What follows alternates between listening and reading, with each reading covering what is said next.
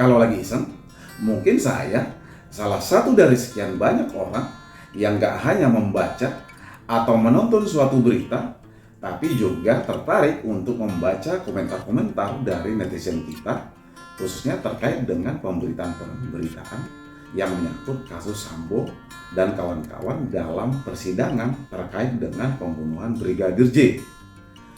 Saya seringkali membaca komentar dari netizen-netizen kita yang pada intinya, kenapa sih untuk sidang kasus pembunuhan Brigadir J oleh terdakwa Ferdy Sambo dan kawan-kawan ini panjang banget, padahal bukti-bukti sudah cukup untuk selanjutnya dapat menghukum terdakwa Ferdy Sambo dan kawan-kawan dengan pidana mati atau penjara seumur hidup atau pidana lainnya sebagaimana diatur dalam pasal 340 Kitab Undang-Undang Hukum Pidana tentang pembunuhan berencana.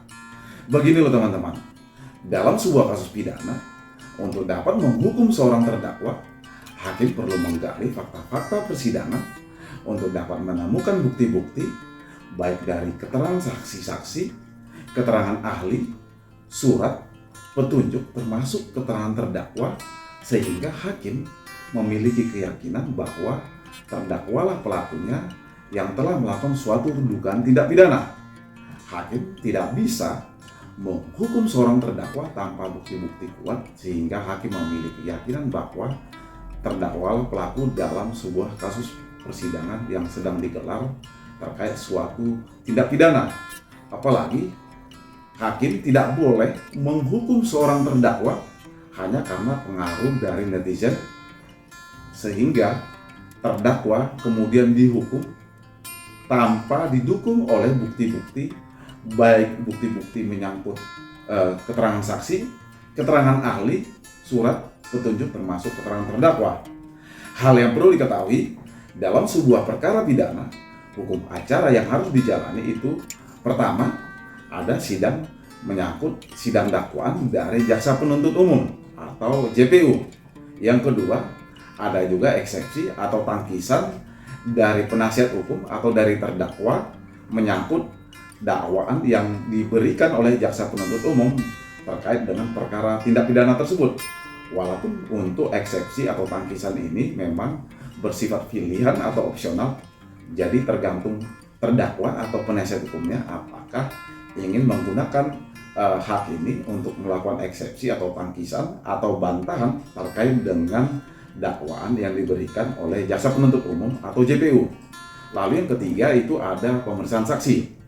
Semua saksi-saksi akan dihadirkan di persidangan, termasuk diperlihatkan bukti-bukti yang memang berkaitan dengan yang diketahui oleh saksi.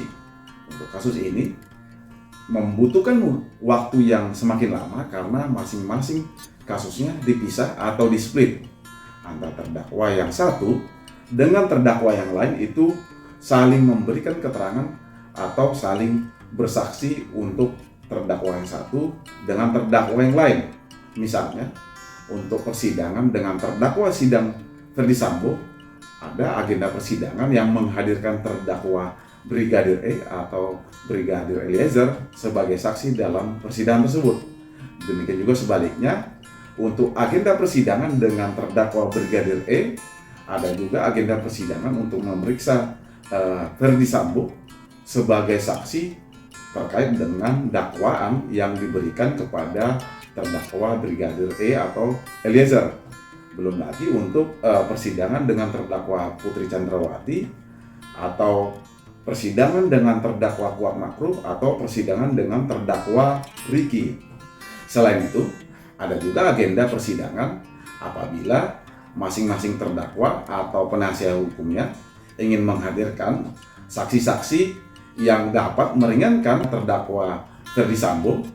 Hal ini dapat dibenarkan berdasarkan ketentuan hukum yang diatur dalam hukum acara pidana. Saksi-saksi yang meringankan ini diharapkan dapat memperingan atau dapat membebaskan terdakwa dalam persidangan tersebut, sehingga nantinya harapannya majelis hakim yang memeriksa dan mengadili perkara pidana tersebut dapat memberikan keringanan terhadap terdakwa atau membebaskan masing-masing terdakwa. Saksi yang ini atau saksi yang meringankan ini biasanya disebut dengan saksi ade charge.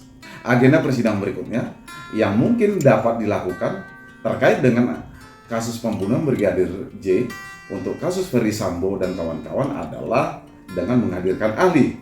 Karena sebelumnya dalam tingkat penyidikan atau tingkat kepolisian telah dihadirkan ahli-ahli khususnya terkait dengan dokter ahli yang memiliki keahlian dalam bidang otopsi, termasuk juga misalnya apabila nantinya kemudian jaksa penuntut umum atau termasuk juga terdakwa dan penasihat hukumnya ingin menghadirkan ahli di bidang hukum pidana yang diharapkan dapat membebaskan atau memberikan keringanan kepada para terdakwa dari dakwaan atau tuntutan yang nantinya akan diberikan oleh jaksa penuntut umum. Selanjutnya ada juga agenda pemeriksaan terhadap masing-masing terdakwa.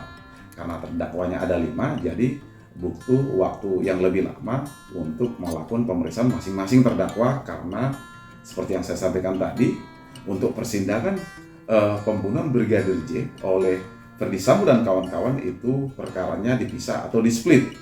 Agenda persidangan berikutnya yang tidak kalah penting dan harus dilakukan dalam sebuah perkara tindak pidana adalah dengan agenda mengajukan tuntutan dari jaksa penuntut umum.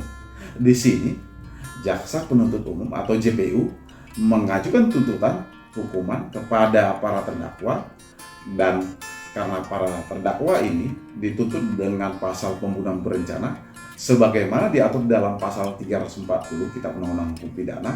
Di sini jaksa penuntut umum dapat mengajukan tuntutan hukum baik berupa hukuman mati, hukuman penjara seumur hidup, atau hukuman penjara 20 tahun dan hukuman lainnya tergantung dengan tuntutan yang dilakukan oleh jaksa penuntut umum. Terdakwa dapat mengajukan pembelaan atau pledoi dengan harapan agar terhadap para terdakwa dibebaskan dari tuntutan dari jaksa penuntut umum atau diberikan keringanan dengan alasan-alasan misalnya para terdakwa terpaksa melakukannya karena para terdakwa itu diancam oleh pimpinan atau atasannya, atau faktor-faktor lainnya misalnya karena di sini ada dugaan tindak pidana misalnya katakanlah menyangkut pelecehan seksual. Terakhir, barulah majelis hakim yang memeriksa dan mengadili perkara dapat memberikan putusan dalam perkara ini apakah terhadap terdakwa itu dihukum pidana penjara sebagaimana dimaksud dalam yang telah disampaikan dalam tuntutan oleh jaksa penuntut umum, katakanlah misalnya dengan pidana mati atau pidana penjara paling lama seumur hidup atau pidana penjara 20 tahun atau pidana penjara sebagaimana yang telah dituntut oleh jaksa penuntut umum atau JPU dalam tuntutannya. Jadi seperti itulah proses dalam persidangan suatu pidana. Tidak bisa majelis hakim yang memeriksa dan mengadili perkara memberikan putusan hanya berdasarkan pada keyakinannya semata, apalagi berdasarkan pada keyakinan dari masyarakat awam atau para netizen. Semoga apa yang saya sampaikan ini dapat menambah pengetahuan buat teman-teman, terutama terkait dalam proses bercara dalam suatu perkara pidana di tingkat pengadilan. Belum lagi mungkin nanti ada kalau para terdakwa kemudian dihukum, lalu ada para terdakwa dapat mengajukan upaya hukum banding ke pengadilan tinggi atau upaya hukum kasasi ke Mahkamah Agung atau upaya hukum peninjauan kembali ke Mahkamah Agung. Demikian dari saya, salam.